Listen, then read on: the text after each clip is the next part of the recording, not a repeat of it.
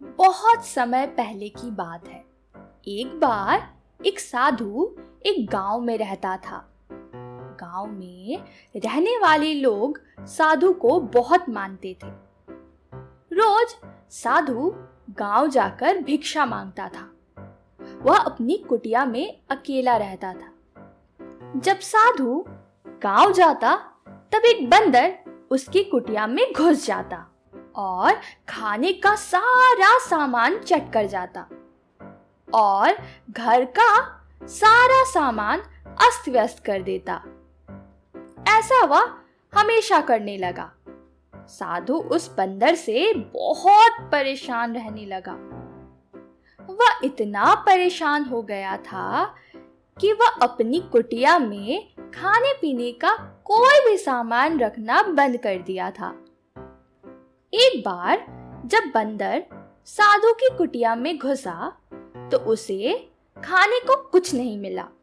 उसे मालूम था कि अगर साधु नहीं मिला तो उसे खाने का सामान भी नहीं मिलेगा।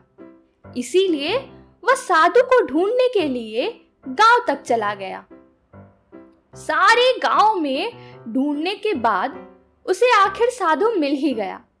गांव वाले पूजा करने के बाद साधु को प्रसाद देने जा रहे थे। तभी बंदर चुपके से साधु के पास जाकर खड़ा हो गया। गांव वालों ने जब बंदर को देखा तो उन्हें लगा कि बंदर तो ध्यान कर रहा है। उसकी भक्ति देखकर गांव वाले बहुत प्रसन्न हो गए।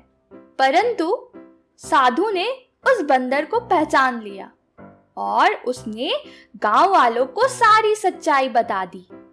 उसने बताया, यह तो वही बंदर है जो उसकी कुटिया में घुसकर सारा सामान तोड़ फोड़ देता था और उसे बहुत परेशान करता था। गांव वाले बंदर की सच्चाई जानकर बहुत क्रोधित हुए और उस बंदर को खदेड़कर गांव से बाहर निकाल दिया।